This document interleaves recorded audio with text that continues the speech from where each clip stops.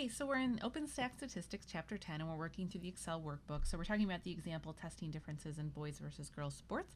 You can always access the OpenStax book for free. Just look in the description in the video for a link.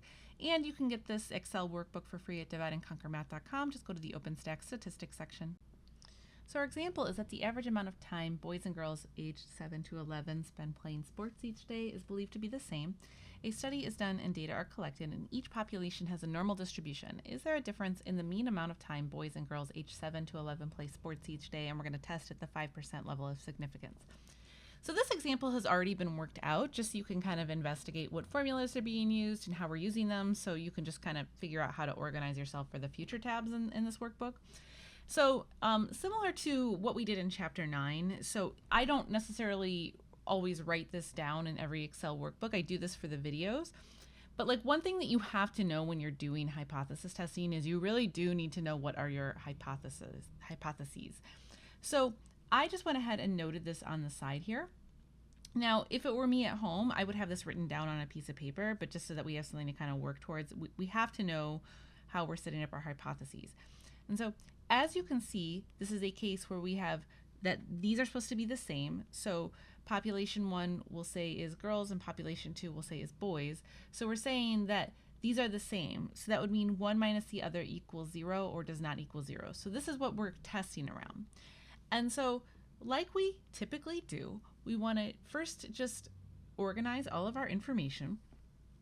And so in this case, I know that I have 9 girls and I have 16 boys. So this information was given to us. And I am told that the average number of hours the girls play is 2, for boys it's 3.2, and then I have the sample standard deviation. So all of this information has been given as part of the problem. Okay, so from here, we now need to just use different formulas to really get us to all of the information that we need. So this is different from Chapter 9, but the logic is still really the same. So when we are talking about two populations, now we have to calculate what's known as a standard error of the means, and that would be this formula here.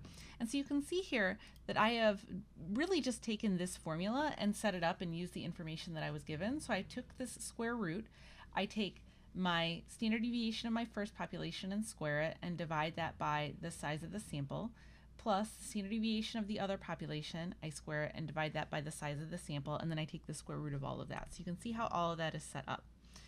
And then we have to calculate a test statistic. So the test statistic in this case, we don't have any population information in this case. So since we only have sample standard deviations, we know that we're going to be using students T. And so that formula is computed as you see here. And I just want you to notice that, okay, so I have my x1 minus my x2, so those are my sample means that were given in here, minus my mu1 minus my mu2, so that's going to be from here. So this hypothesized difference was 0, so this second part is just going to be 0. But then notice what I divide by. I divide by this formula here, right, the standard error of the means. So when I compute my test statistics, so notice how I've set this up. I take my sample mean of the first population minus the sample mean of the second population. I can go ahead and subtract off 0. I didn't really need to do this. This is just the meat of what I needed right here. And then I divide that all by the standard error that I computed in the previous step. So you can see how I've set up that particular information. And so this is going to be my test statistic. Now, since we are working with students T, we know that we're going to have to compute a degrees of freedom. And so if you we're paying attention to the previous video, so I have this degrees of freedom calculator. So on the previous tab, I actually just used the data for the first example to get to this anyways, just so you can kind of see how all of this works. So my degrees of freedom are going to be this crazy calculation right here, right? So this is our crazy degrees of freedom calculation. So you can either compute this on your own or you can use the degrees of freedom calculator. It's your choice, but you need to know the degrees of freedom so that you can use students T. Okay, so from here, now what we're going to do is we're going to compute a p-value. Now, remember, this is a two-tailed test, so ultimately for this p-value, we're going to have to multiply it by 2. But remember, when we're computing a p-value, we are basing that off of the test statistic. So if I wanted to just draw what does this situation look like, so I'm just going to draw just a quick version of this. So for my test statistic, really what I'm doing here is I'm taking this value here. This is going to be my negative 3.14. Now this is a two-tailed test, so I also have to know that I have a symmetric distribution. So I am really calculating these two areas. So from here to here and from here to here.